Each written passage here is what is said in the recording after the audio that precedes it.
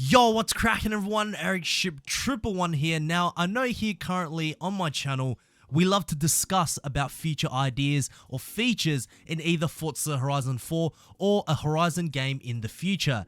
And part of it is because we as the players love to see the best product out for the game that we love. The last thing we want to see happen to the Horizon franchise is to turn into a game like Call of Duty where developers just plainly ignore their player base, and over time it's just become the same repetitive stuff with quote unquote new features that no one asked for. Of course, that is an extreme case because I feel as though Playground Games are listening to us, and like many, including myself, would love to see each title become bigger and better. However, with that said, sometimes even we, and I am 100% guilty of this, ask for features that just aren't feasible or possible for Playground Games, as we aren't always correct either. And whether some of these features may potentially come into the future remains uncertain, but let's take a look in today's video at 7 features we most likely won't ever see in Forza Horizon 4, or even a future Horizon title. Starting off with number 1, bikes. I know when teaser shots were first released in Forza Horizon 4, we saw one of the showcase photos where you would race in a Ford Fiesta against a few dirt bikes, and rumors began sparking around that Playground Games were to bring bikes for the very first time in a Horizon game. But I knew, and many did too, that this was most certainly a showcase event, as those are the only times we have seen cars battle with other forms of transportation, including trains, jets, and even hovercrafts. So that was debunked fairly quickly. But there are still a good sum of people that would like to see motorcycles in the game, even going back to Forza Horizon 3 days. But here's why they won't ever come into a Horizon game. First, Forza Horizon is purely based on cars. It always has been since day one. Sure, we've had a couple of trucks here and there, but generally speaking, trucks and cars are still the same. Modeling the car physics, handling behavior, it's not so much of a stretch for Playground Games to achieve, which is why we do have a handful of trucks.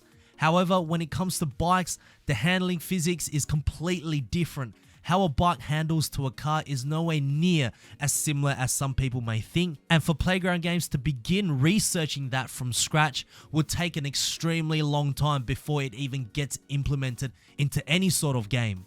Not only that, how realistic will it be is also a very serious question to ask, because it needs to have physics parallel with the cars in the game, otherwise it would drag the entire game down. Personally, I think it's a smart decision to not bring bikes. It's not their forte, not what Forza Horizon is all about, and to be honest, I don't think anyone in the company has seriously considered it. Number 2, Toyota. I have to mention this. The amount of comments I see in my videos asking for Toyota to return, or comments like, all we need is the Supra, and so on. Just having a lot of resentment towards Playground Games is completely unnecessary. Understand that no matter how many times we ask, we aren't going to get road-going Toyotas in the game for however long Toyota has decided. I get it, we all love Toyota and we love seeing fake leaks that may spark some interest, but for legal reasons, Playground Games can't have Toyota in their game, as Toyota themselves, which I have been informed, only want to appear in games with Japanese-only developers for whatever reason. It's a similar situation when EA had the rights to Porsche for years and we didn't see it for many Forza games, so unless a deal can be struck with games like Gran Turismo, Playground Games and Toyota themselves, it's best to request other cars you want, because asking for Toyota for a return will only lead to disappointment. But of course you can still play the older Forza Horizon games. Number 3, epic crash models. For those who have played an old Forza title on the Xbox 360 will know exactly what I'm talking about. For everyone who plays Forza Horizon 4 with cosmetic damage on, when you completely roll a car, it does look fairly damaged. The windshield gets cracked, paint gets chipped, and also dented panels. But when you compare it back to the original Horizon, the damage model is just so much more realistic in a sense. more parts of the car would cosmetically look destroyed, such as busted windows, bumpers falling off, severe paint scratches, just to name a few. Of course, I'm not saying that Forza should become a game like BeamNG, where the crumple of the car becomes super realistic, but ever since Forza 5, the cars haven't really had that drastic impact look it's had in the past. One reason I believe is that the manufacturers that allow their cars in the game probably don't want playground games to simulate even a percentage of how their cars actually might react when it gets hit, as going by a percentage, some cars may be much better than others, which could to a small degree affect the manufacturers themselves. 2, there's a possibility of a damage template that gets implemented into every car, as it takes so much longer to model a car to perfection, especially with the current consoles as opposed to last generation. Now imagine the amount of time that's needed to damage the vehicle to perfection as well. It just means each car would take twice as long to make. Honestly, for me, this one isn't a big issue like some people may see it. I can completely understand why the cars barely look hurt after it's been rolled, and from here onwards to future Forza titles, it will not be something that will be changing. Number 4, virtual reality.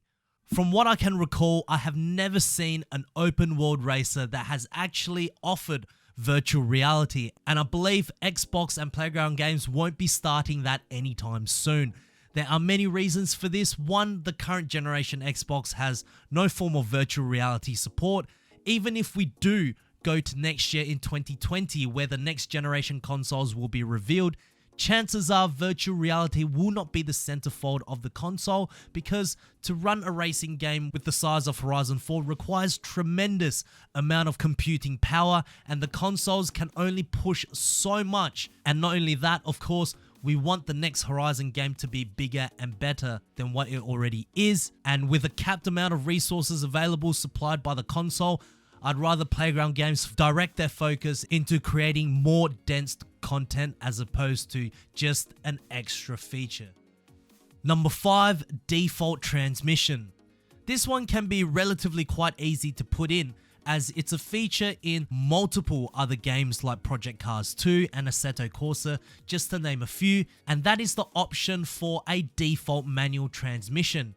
How many times have you driven a regular stick shift car like a Subaru WRX STI or Ford Focus RS, and you notice just how slow the manual shifting is? It may not be an issue when you are cruising around the map. However, in a proper race, the margin between a player using manual and manual with clutch is so significant that anyone driving in manual really stands no chance. Unless if the car itself uses paddle shifts, then the difference is nothing. In fact, it's probably more of a nuisance to use manual with clutch because it's an extra step before changing gears. Again, I understand it's very small, but for a few out there like myself, I like to drive manual or manual with clutch, but it has to be relative to the car. Otherwise, I'm just going back and forward in the menus every time I change a car. I'm surprised with Forza being out for so long, which leads me to believe it probably won't ever be an implemented feature.